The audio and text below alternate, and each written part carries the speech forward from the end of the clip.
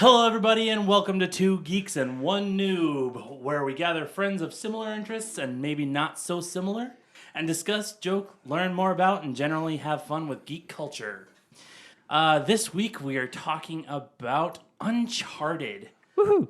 the game and / the new movie that's coming out. Not sponsored. Not Yet. sponsored. Sony, pay attention. If only.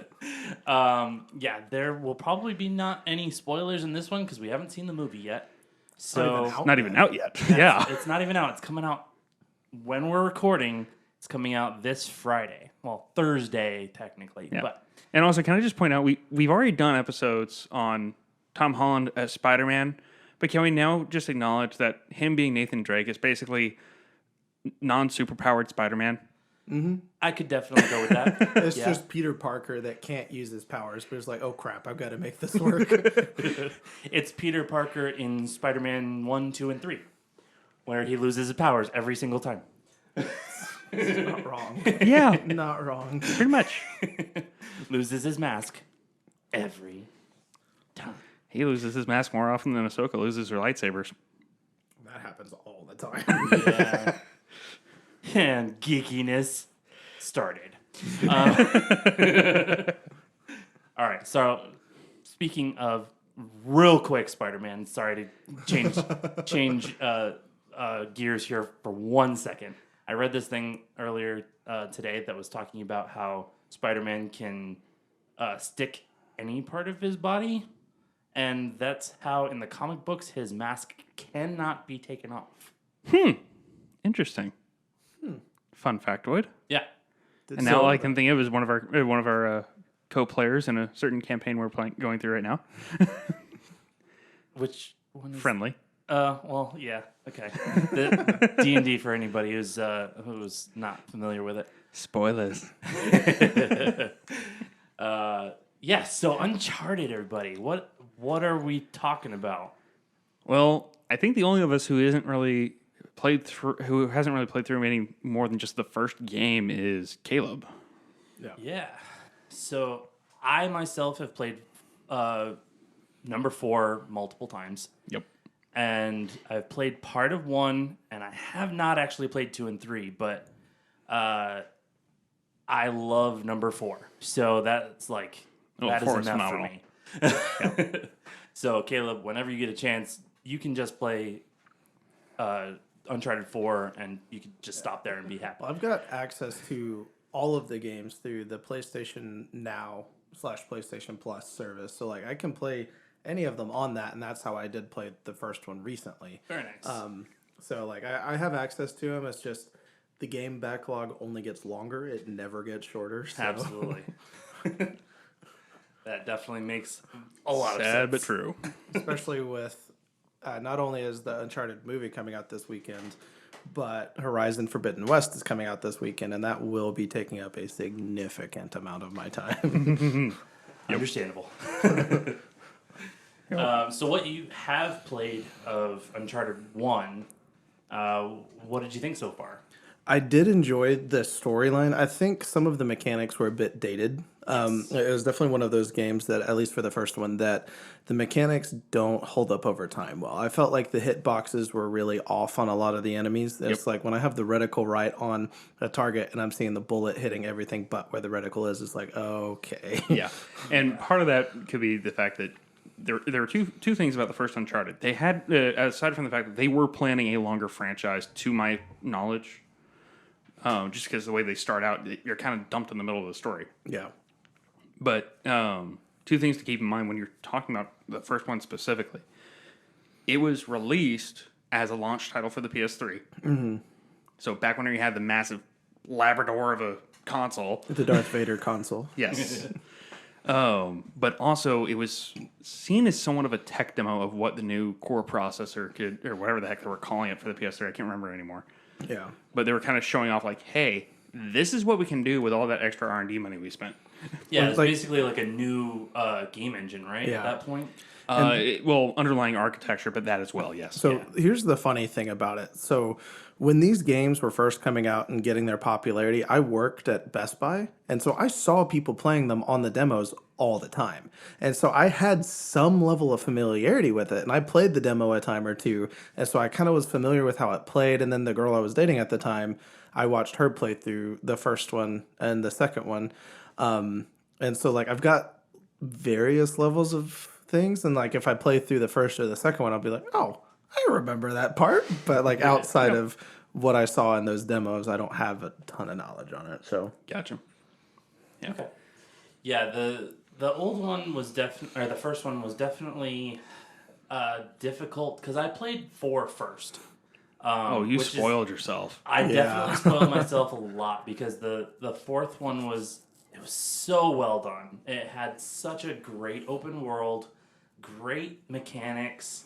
I mean, the climbing aspect of it was so much better. Yep. Yeah, the climbing aspect of Uncharted 1 felt very much like the free running aspect of Assassin's Creed 1, where it's like, I said jump up, why did you jump off the building and die? That is not what I told you to do. Like if you're aiming a certain way and you jump and it ends up jumping like backwards, and I was like, no, that's not what I did. Yeah. Yep. So there was a few levels that got me genuinely frustrated in the first one, like the one where I was on the jet ski and I had to shoot the explosive barrels as they were coming down the rapids at me. And it's like, okay, I'm moving because of the rapids. Those things are moving because of the rapids. I've got to like balance it and shoot them while I'm getting shot at. And like that one took me more tries than it should have. I got genuinely angry with that part. And then the part in the ruins when the creepers start coming up through the holes. Oh yeah. Because I definitely did not have enough ammo going into that. Yeah. That's one thing that I will say is fairly consistent across all of them, especially if you're playing on the harder difficulties, is that there seems to almost always be some sort of combatant arena that is timed specifically when you're expected to have expended most of your ammo. Yeah. And I was playing on a lower difficulty because I was doing somewhat of a speed run trying to prepare for this episode. And so I was really wanting to just play the game, experience the story. You were the noob. You weren't supposed to play through all of them. I've only played the one. And partly because of the speed run, there's a lot that I missed. So I am still a noob. Yeah, no, it's definitely playable that way, except for when you have to pick up more ammo along the way. It's like, you can't just speed through that. One thing I will say that I liked about the first one was the way that it wasn't this like 2-hour-long cutscene tutorial combo. It was just like a very short cutscene and then bam, you're in the action, you're getting shot at, you have to survive. Yeah. Yep. And I liked that because it was like, okay, cool, I feel like I'm invested immediately. Whereas a game like Kingdom Hearts, which I absolutely love and adore, there's like 2 hours of me just going through tutorial and like doing a little bit of grinding to be a decent level for once the story starts. And so it's like, as much as I love for the Kingdom Hearts games to get basically summarized of, have you played Dirge of Cerberus? Yeah. Yeah, that is definitely one of the things I love about the Uncharted game is like there's enough storyline to be like very, very interesting. Mm-hmm. Yep. But not enough to be like, ugh, I'm so bored right now because of this long cutscene, and finally I get to play. Yeah, and that's especially like on a replay factor. Like, it makes it more appealing to do that because, like, it's like rewatching a movie. So I mean, it's one of those things where a lot of games are more like Sixth Sense, where you rewatch it that second time, you're like, I know what happened. Boo. Yeah. I'm sorry, it's been 24 years. Can we spoil that one? I think I know he's dead. The statute of limitations for that. But it's kind of like how I feel like, again, I love Kingdom Hearts, but I'm replaying the second one right now, and I'm finding myself skipping all of the cutscenes because I'm like, I just want to play. And I'm sure with how many times you've played that already, that you already know the storyline. Dude, so. I was doing the math the other day. Can you know the storyline of Kingdom Hearts? I don't think the writers know the story of Kingdom Hearts. But I was doing the math the other day, and I think between the 3 Kingdom Hearts games, I legitimately have more hours in those games than all of the Pokemon games combined. There's only gosh. There's only 3 mainline. And then there's a bunch of spin-offs, and I admittedly haven't played the spin-offs because most of the stories up until 3, they weren't relevant. They were just kind of there. Gotcha. Or I think I'm thinking of Final Fantasy, where there's like 20 of them. no, not wrong, not far off. I think it's like 7. I thought there was 17. No, because you're forgetting of 10.2 and 13.2 and 13.3. The sequel ones don't count. So he's not far off. Overall number, he's not far off. Yeah, I'm fine. Yeah. Right. But back to Uncharted. Right, yes. The whole reason we're here today. Sorry, that one's my fault. I apologize. It's all good. You're the noob, so you don't know any better. Yeah. Fair. So I will actually point out that Yes. the first Uncharted, Drake's Fortune, is not the first game. It is the it? first game to have been released, but it is not the first game in the storyline. Really? Interesting. Golden Abyss, the PS Vita version, also a release tech demo, or at least was initially planned to be a release tech demo. They missed that window a little bit. But, oh, Vita, we love you. Too bad Sony didn't. Anyway. Not wrong. Not wrong. Oh, anyway. All joking aside, that was supposed to be one of the first games, chronologically. Okay. And then there was a motion comic that came out as I want to say it was as a trailer for the second game, which was actually a prequel to the first game. So there's some debate on the order of those two, but I believe it's Golden Abyss, then the motion comic. But that's not a game. The motion comic's not a game. I would be inclined to agree because there's no interactive parts. Others would say, but it's a motion comic, so it's not really a movie. Well, no, it's Or not a movie. cutscenes. So I'm like, no, it's cutscenes without QuickTime events. Right. So I'm inclined to agree with you. Yes, I would say unless it plays like the Telltale series, then it's not a video game. that's fair. That's fair. Okay. Yeah, but and then you also have all the callbacks throughout the second, third, and fourth one, explaining how Nate gets dragged into this life, and well, dragged is definitely the wrong word. But yeah, he jumped in. He jumped in. He jumped in, both feet ready to dive. Head over. Yeah, Leroy. not far off. Yeah. Geronimo. Yep. But to go back and see that that dynamic between him and Sully and how that all started. Yeah, I'll have to go back and watch those because Yep. that would be an interesting. Which I think we're going to get to see that in the movie as well, because yeah. it definitely seems like it's setting up to at least do a variation of that. True. I think what they're trying to do is y'all have heard book lovers, guilty, complain about how the book is always better than the movie. Mm-hmm. Where one of the most common criticisms you'll good grief if I could words. slow down, think. It's always a good thing. And oddly, I haven't had any coffee today. No, but one of the most common criticisms you'll hear from book lovers whenever a movie comes out, a film adaptation of a novel comes out, is they just borrowed the places and names, but the rest of it's just completely to the wind. Right. I kind of suspect that's what they're doing on Sony's end, but with what we've seen of video game adaptations, I think that's probably the right approach. Yeah, because there's so few video game adaptations into movies that have just been Successful. good. I think the closest one that was good, we're probably going to get a lot of flack for this, is the last Tomb Raider movie. Yeah. Which was a fairly faithful adaptation of the game, and the game was it was designed to be very cinematic. Yeah. I would say that the Sonic movie was good. It wasn't following the games, Yeah. but it was a good movie. So that is one that I would say was part of that list as well. I was literally just going to say the same thing, where it's just like, it is technically a video game adaptation, but it was its own story. Yeah. Yeah. Whereas Tomb Raider, I think, also was somewhat its own story, but it did borrow from the newer Tomb Raider. The newer trilogy, game. Yeah. Heavily. Yeah. So at least that much. And I've had a lot more faith in adaptations these days.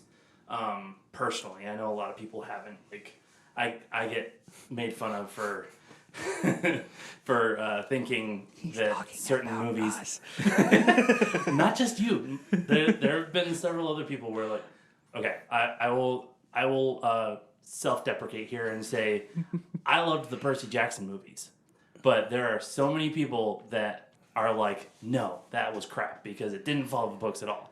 I love those movies. I am beginning to appreciate your mentality towards adaptations of if this is the first exposure someone has to that series or that franchise, it's decent. Yeah. I'm beginning to love that mentality. Yeah, and that was my same And thing with adopt the it. Percy Jackson. I had the same thought. I didn't read the books.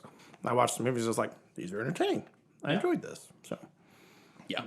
So And then I'm looking forward to this Uncharted because it's like, yeah, it may not follow the games per se, yeah.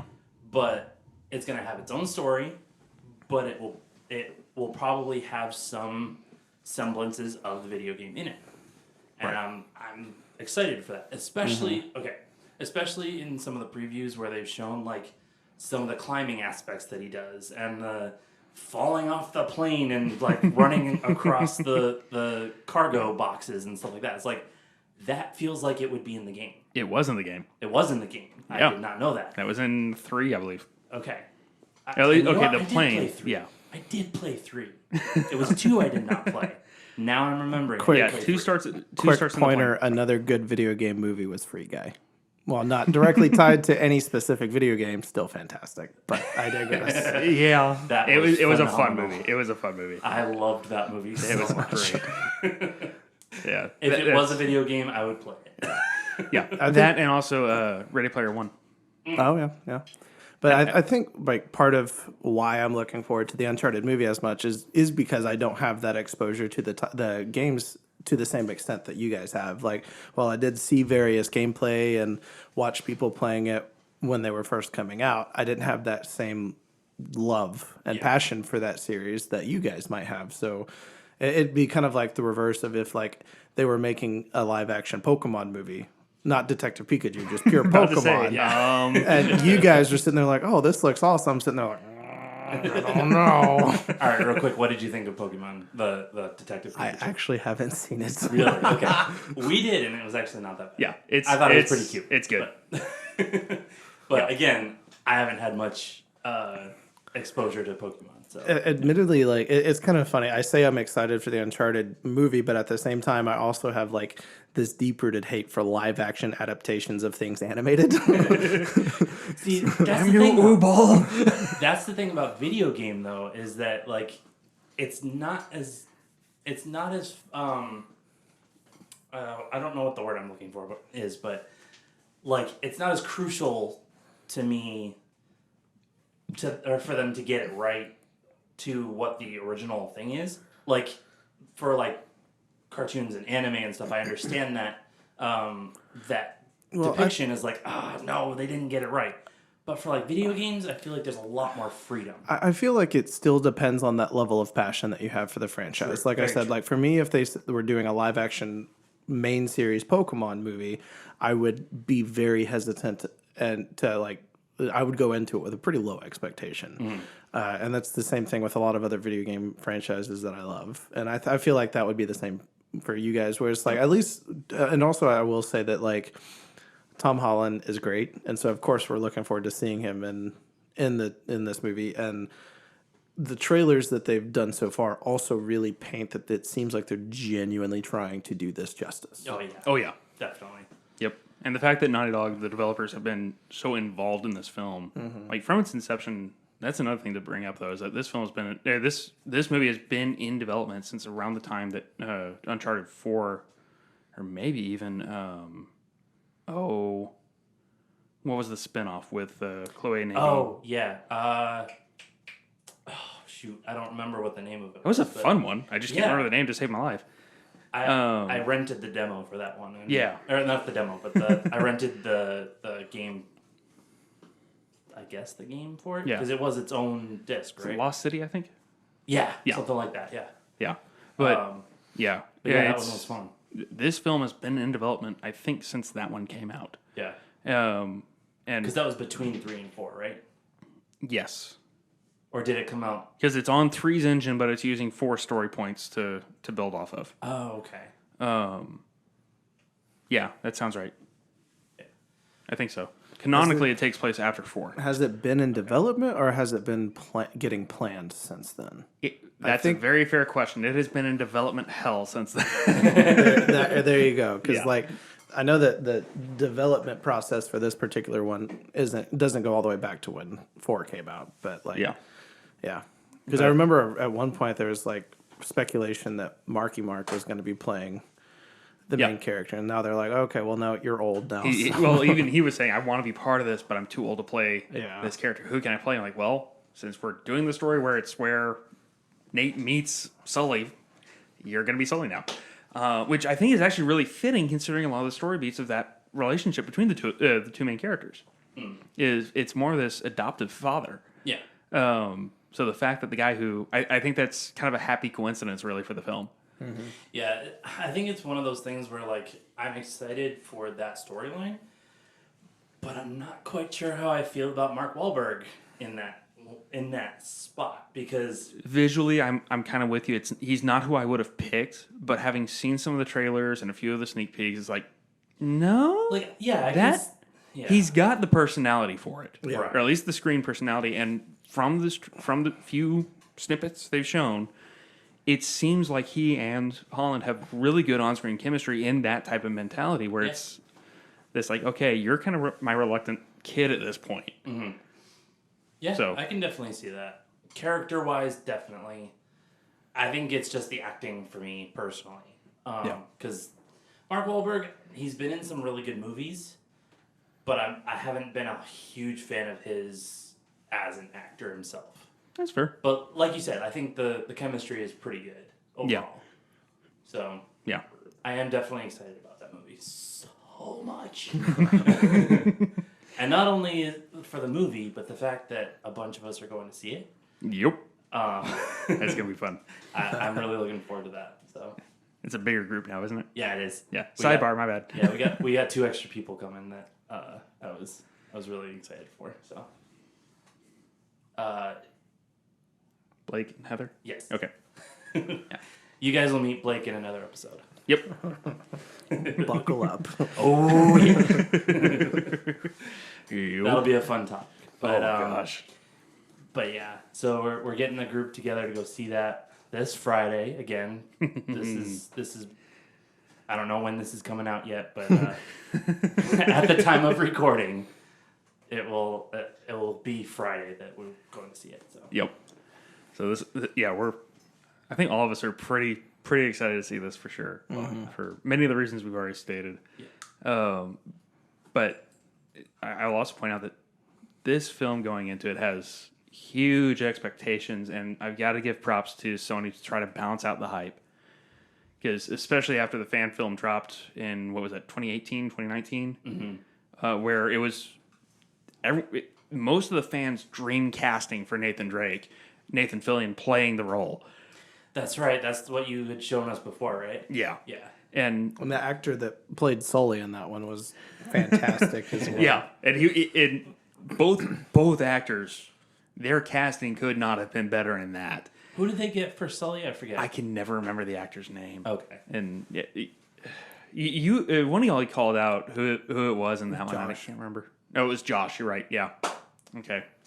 We got to find a way to get him on here, if he would. But anyway, I'm trying to remember who that actor was. yeah, I'm looking up the actor right now. Stephen Lang. Yeah, there you go. Yes, I can definitely see him. And see, like, appearance-wise, he fits the Sully character very well. Yeah. Whereas Mark Wahlberg doesn't, appearance-wise, fit the character. It does seem like you said he has that chemistry with Tom Holland, and it seems like they're kind of setting up well with those two characters. Yep. But appearance-wise, Stephen Lang definitely just fit the bill. Yeah, definitely. There are a few nitpicky things, and this is me going back into that picky, there's not her watching canon type of mentality, and I do apologize for delving into it, but I think it's worth bringing up. Absolutely.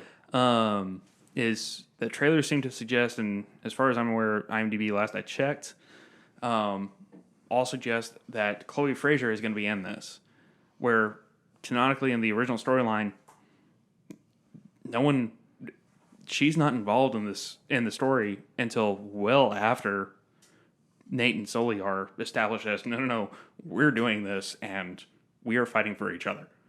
Right. Again, I'm kind of looking up as we talk.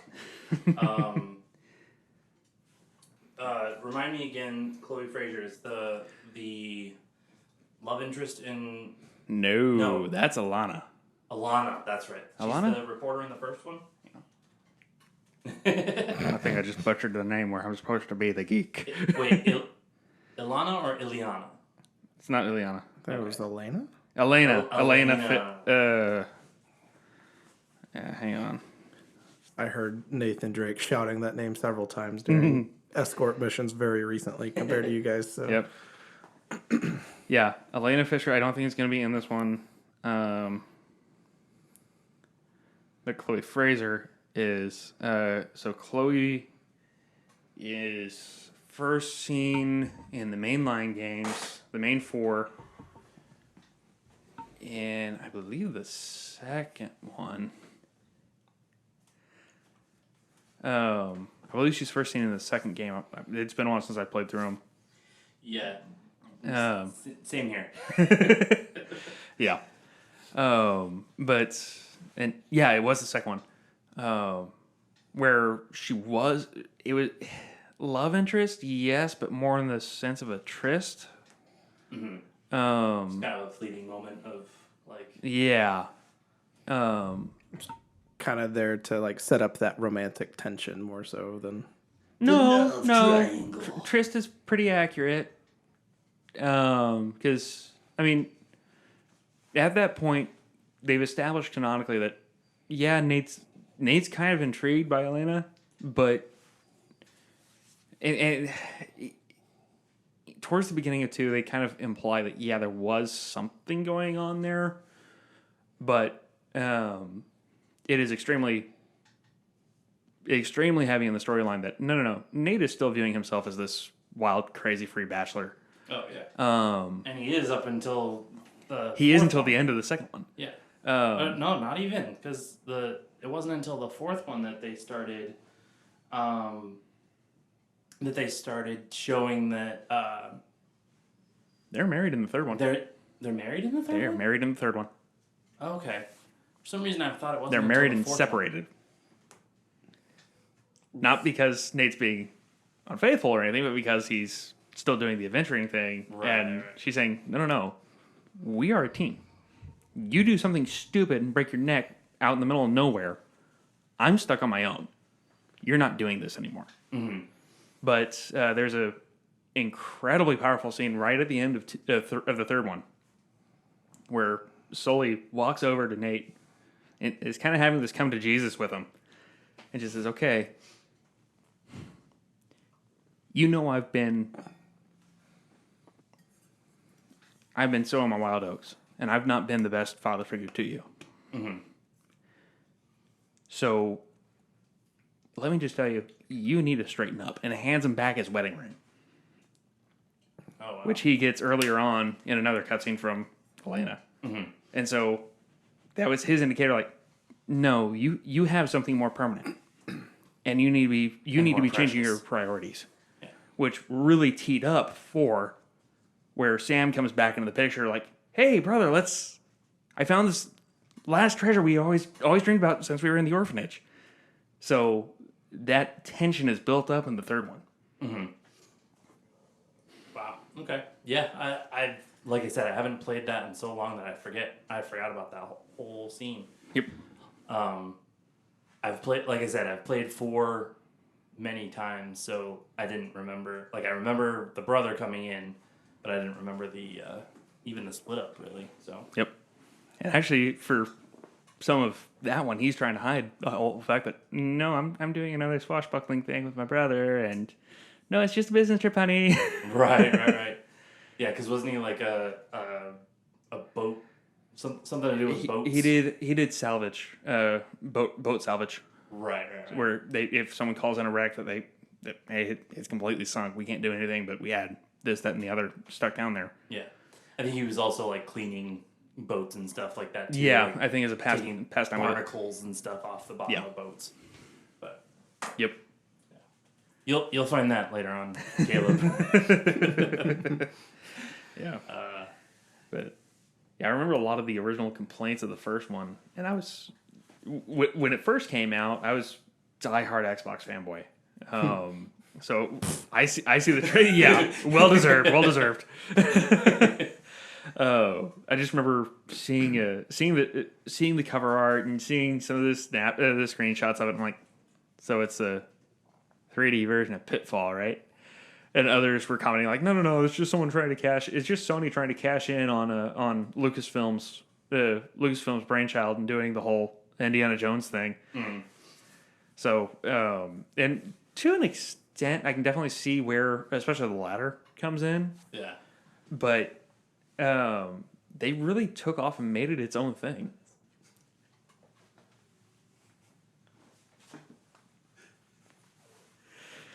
They really took off and made it its own thing, and really tried to flesh it out. So there are very distinct similarities, sure, but there's also this much broader storyline going on. And as much as find me somebody who doesn't like Indiana Jones. So as much as any of us can say we like that series, those 3 movies, yes, 3 movies. Yeah.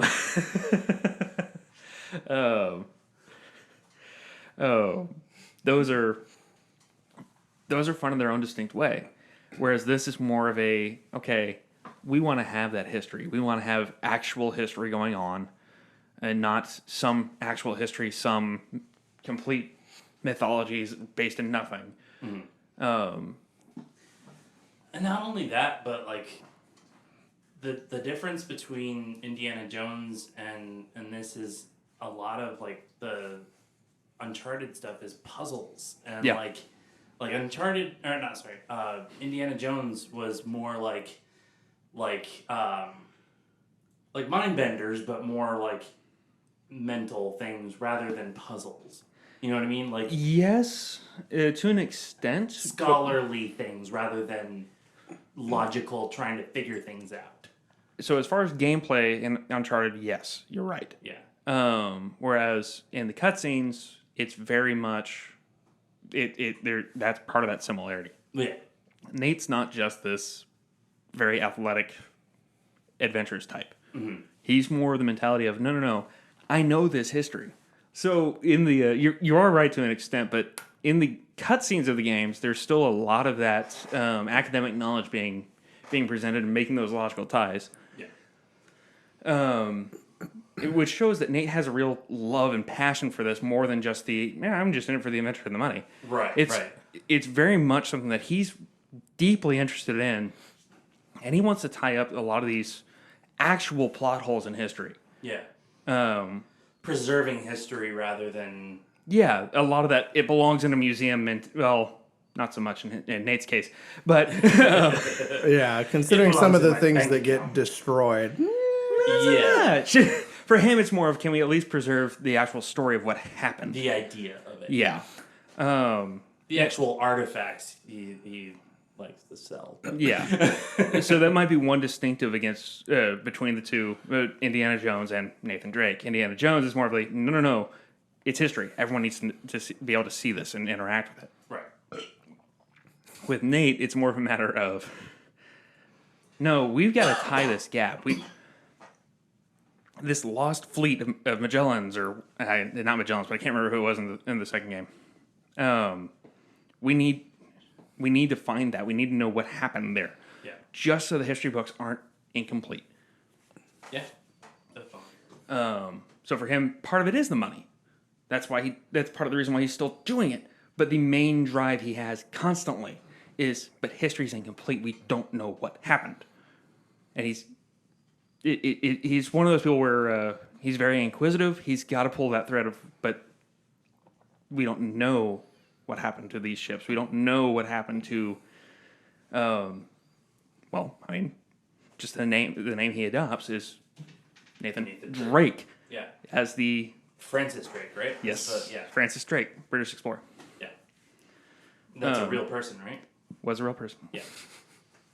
Sir Francis Drake. Sir Francis Drake. Oh, anyway. Yeah. So for him, it really is part of that mentality. And I completely lost the thread we were going with there. The difference between Indiana Jones and Nathan Drake was just the preservation versus the filling in the gaps. Right. And another distinction, Indiana Jones is very entertained by his hat. Yeah. And whip. Yes. Hat and whip. Yep. And jacket. Yep. Less so the jacket, but Less yes. so the jacket, but still the jacket. He Yeah. always has his jacket. Yeah. Whereas Drake, it's, again, very much, it's less about the material and more about the cerebral, the head knowledge. Which, since you've played 4 and you said you also watched or played 4. 4 is the one I have the least exposure Okay, to. sorry, I've seen yeah. some of the earlier ones, but Yeah, sorry, you said that earlier, and wow. Anyway, Yeah, he said he played some one. I've finished Oh, you one, did finished finish one. and I've seen some gameplay footage many years ago of 2. Okay, Okay. that's right. Sorry for asking for the refresher there. Whereas I've played part of 1, none of 2. I believe I finished 3, but I may have not completely finished 3, and I played all of 4 several times. Okay.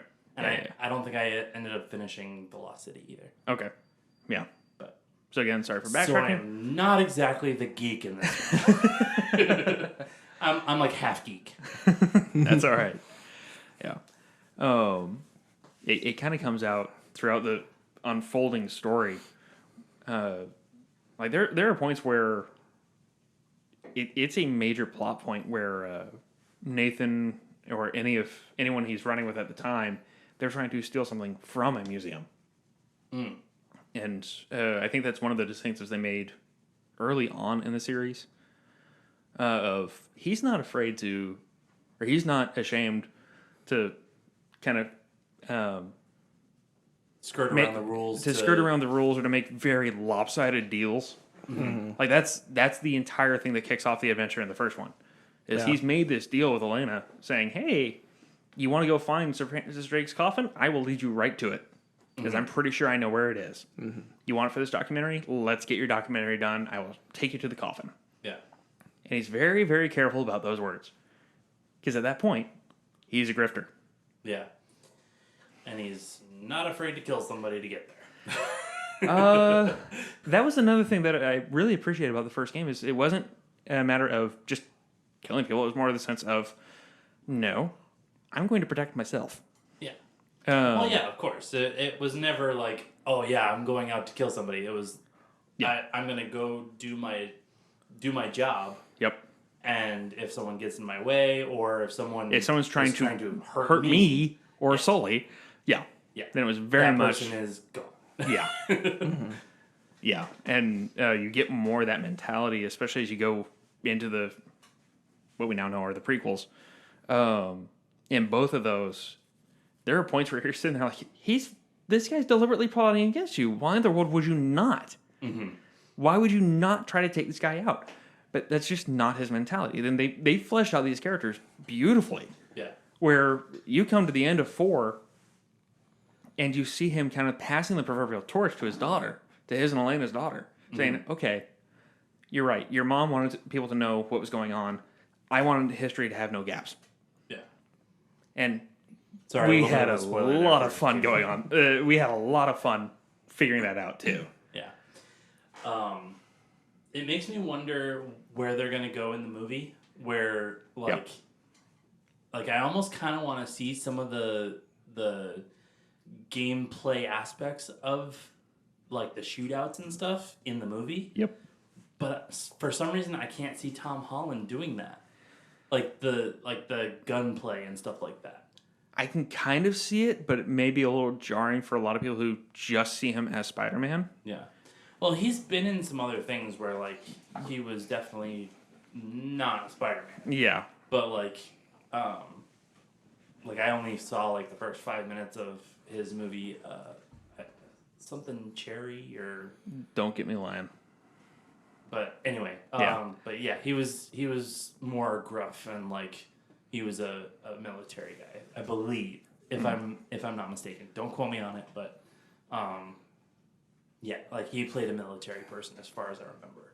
So like he had his rough parts. Yeah. So like I said, I only saw like the first 5 to 10 minutes of it, so I didn't ever get to the point where he was doing any of the gunplay at all. Yeah. I think that the way Sony is taking this, from what little we've seen, I think they're taking it more in a National Treasure route than a Indiana Jones. Right. And frankly, I think that's a bit more fitting. Yeah. Because, I mean, I'm trying to remember timeline. The National Treasure movies came out around the time that the second game was coming out, right? I don't specifically remember. I know it's been a while. I know it's been quite a while since National Treasure came out. So the first National Treasure came out in 2004. Oh, so that would have been before. His PS3 was until 06 at the earliest. Yeah. Yeah. For some reason, I want to say it was November 06 that the PS3 came out, and that was a launch title. Yeah, and Uncharted 2 was 2009. Yep, sounds right. Okay. Okay. Yeah. Yeah, for some reason I was thinking 2008, but 2009 sounds more more accurate. Yeah. And I think that I think this will kind of be good because as fun as the National Treasure movies were, they were more of a deep dive into American history and fairly revisionist at that. Mm-hmm. I mean, they got a lot of the higher notes pretty spot on, which is awesome. But I think this is kind of take it back to the mentality of, whoa, we've got to think that how we got here. The world didn't begin in 1776. Right.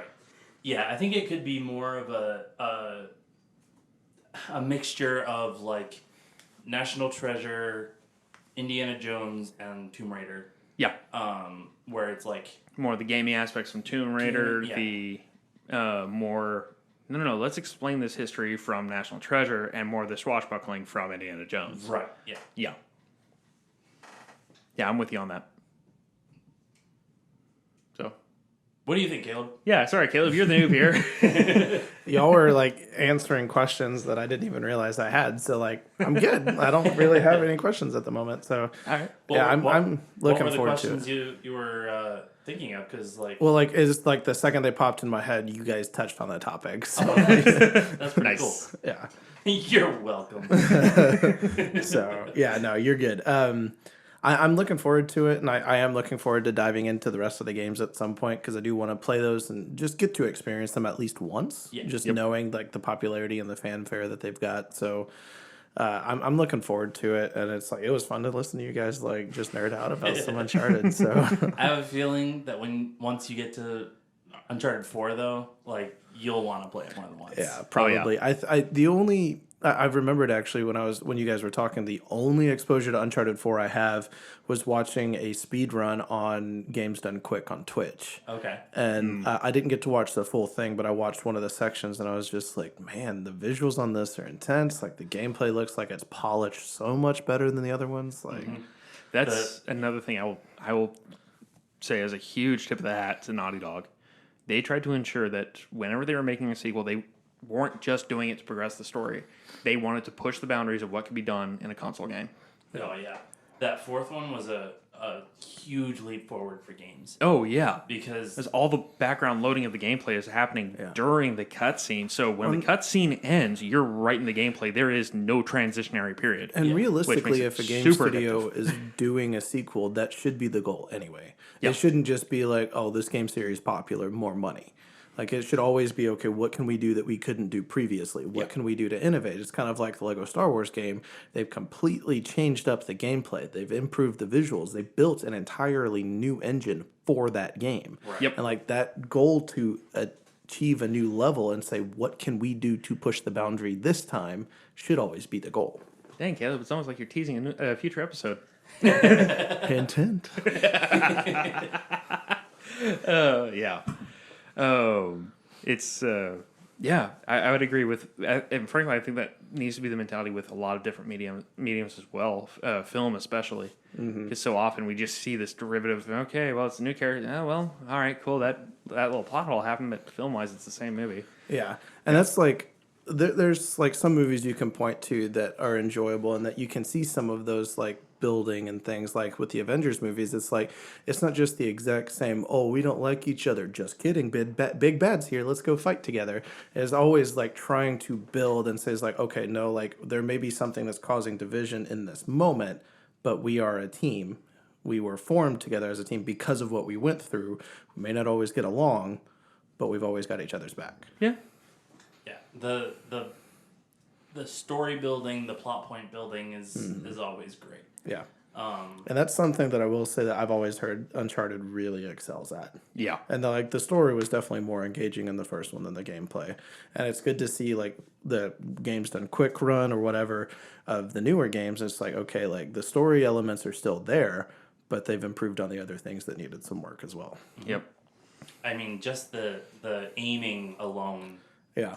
was like leaps and bounds from the first Yeah. one. I mean, it kind of ties back into what we were talking about earlier with the free running. Looking at Assassin's Creed, it's like that first game, the free running was cool, but it was not polished. Whereas that was something they took and was like, oh no, this is like one of the cool things about this game. We are going to improve it. Yeah. Yeah, I loved the free running in that one. In 4 and like the environments you could do it in too were just phenomenal. Like because they did a whole open world. They broke it down a little bit too in some Open of the, hub world. Yeah. But yes.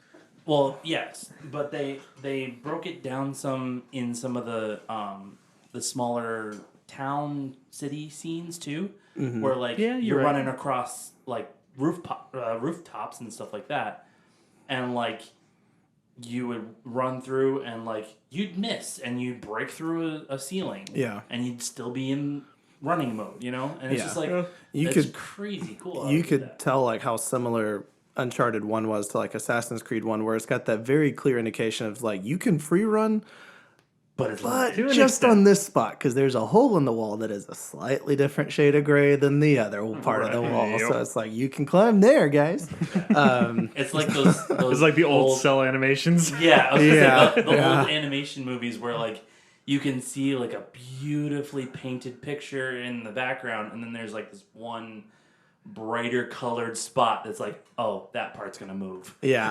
Yeah. Yep. Yeah. Yeah. Or it's like with the Assassin's Creed, it's like go into Eagle Vision, see that yellow ledge, you can climb that one. Right. But only that one. Yeah. Oh, but the fact that they listen to their audience, I mean, it's very clear that Naughty Dogs, they're not just creators of their work; they are also people who take in that work. They're like, okay, well, if I did not design this, what's something I want to see fixed, or would be a really cool concept that we tease in this one inadvertently. Yeah. Yeah. Yeah. And it says a lot to see a studio where it's like they listen to the feedback and they implement the changes and the improvements instead of just sitting there and doubling down like, no, we know what we're doing. You don't. You're unrealistic expectation. They're like, okay, now here's some improvements on the visuals. Here's some improvement on the gameplay. Here's some improvement on this. And and it's not like they're that would be always saying, Uber cool. and it's not like they're always saying, oh yeah, we're going to fix that every time. It's we're going to improve as much as we can. Well, it's listening to the realistic requests too. Exactly. So it's not like they're just like us saying we want improved mechanics, and they're sitting there like, no, I'm not going to give that to you because you asked for it. It's like, okay, yeah, no, that makes sense. Yeah. When the reticle's on a target and you're not hitting the target, that needs to be fixed. Yeah. Yeah. The other thing that I really appreciate about the games, I remember, I think it was my folks who were, as they were watching me and old friend play through them, they kept asking, okay, you're getting shot at. How are you not, how is your health healing? Plot armor. Actually, you're not far off. So, yes, they do the whole, slowly fade to black and white, have the red ring around the screen that shows where you're getting shot from, but they actually worked it in mechanically where you're not actually getting shot. and it is literal plot armor. Yeah. Where you're not getting shot. One of Nate's inherent traits is he is incredibly lucky. So as you're seeing that red border around the screen grow, when it closes, your luck is out. And there's also like another thing that's common in video games with that same border that comes up. It's a hidden thing where it's like it gives you that sense of imminent danger, but video game studios have this design where when that border comes up, despite thinking you're low on health, there's actually a significant amount of health there that you aren't aware of. So you actually like go into like this slightly bulkier state temporarily. Yeah. So basically, it's your character game mechanically. His adrenal glands start pumping like, oh shoot, fight or flight. Yeah. So it's trying to inspire that in the player as well. So I mean, Yeah, because you definitely feel it when you're playing. It's just like, I'm getting shot. Yeah, especially in the larger set pieces. when I was in the ruins with the creepers and like I saw that coming up, I was like, oh no, gotta go. It's like in the old Crash Bandicoot when the boulder starts coming at you, and you have to run backwards. Yes. It's like, oh no, there's a hole. Yes, exactly. Yes. Oh, I needed to double jump there. Yep. Pretty much. Well, I'm sure we could be talking about this all day, all night. But we're coming up on that time. David, I'm sure you have something you want to say. Yeah. So, with the show coming out, just please remember, Sic Parvis Magna, greatness from small beginnings. Take care. Good night, guys. Adios.